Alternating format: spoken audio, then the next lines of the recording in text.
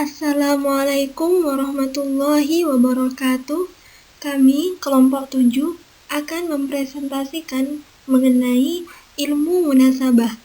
Anggota kelompok kami beranggotakan 3 orang, yaitu yang pertama, Ainur Ramadan dengan NIM 11040120094.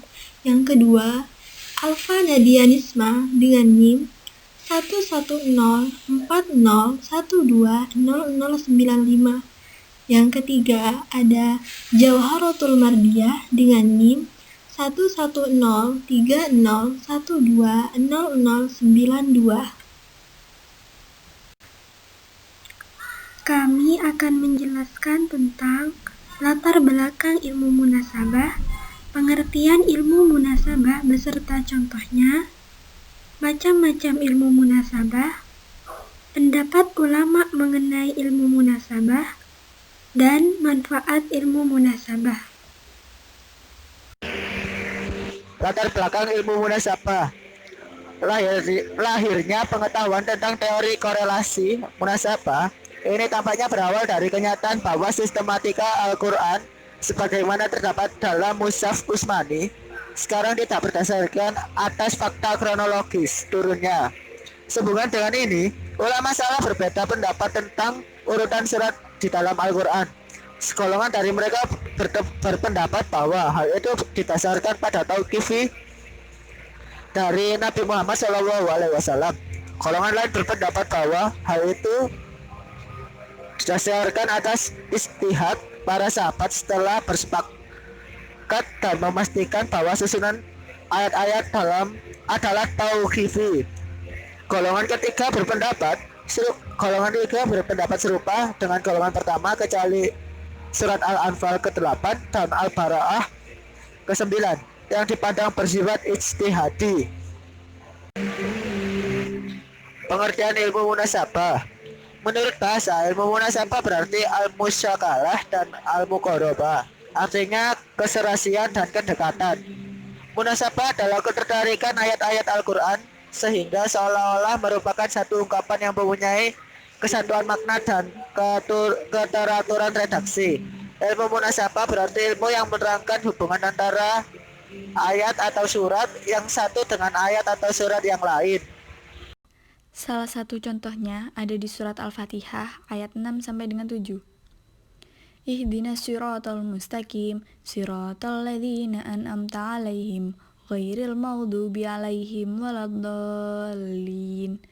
Artinya, tunjukkanlah kami jalan yang lurus, yaitu jalan orang-orang yang telah Engkau beri nikmat kepada mereka, bukan jalan mereka yang dimurkai dan bukan pula jalan mereka yang sesat.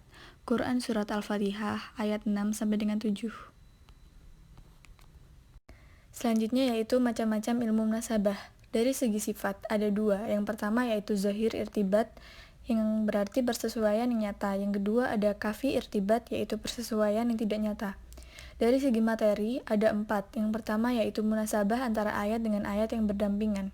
Yang kedua yaitu munasabah antara surat dengan surat yang lainnya. Yang ketiga, munasabah terjadi pada awal surat dengan akhir surat.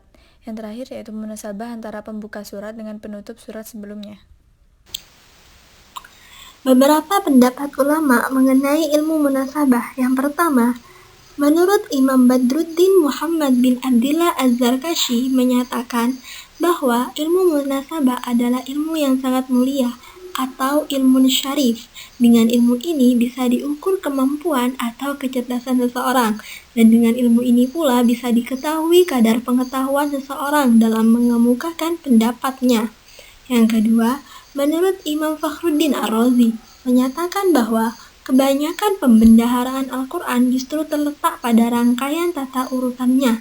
Dan yang ketiga, menurut Imam Al-Qadhi Abu Bakar Ibnu Al-Arabi menyatakan bahwa hubungan ayat-ayat Al-Quran antara sebagian dengan sebagian lainnya laksana satu kalimat yang sangat berhubungan maknanya dan tersusun rapi penjelasannya. Dengan belajar ilmu munasabah, kita akan mendapatkan beberapa manfaatnya, yaitu yang pertama, untuk menemukan arti atau maksud yang tersirat dalam susunan dan urutan ayat-ayat dan surah-surah dalam Al-Quran. Yang kedua, untuk menjadikan bagian-bagian dalam Al-Quran saling berhubungan, sehingga tampak menjadi satu rangkaian yang utuh dan integral. Yang ketiga, apabila kita tidak memahami suatu ayat, kita dapat memahaminya dengan melihat ayat yang sesudahnya. Yang keempat, dapat menjawab kritikan orang luar terhadap sistematika Al-Quran. Cukup sekian presentasi dari kelompok kami, semoga bermanfaat, dan apabila terdapat kesalahan kami mohon maaf. Assalamualaikum warahmatullahi wabarakatuh.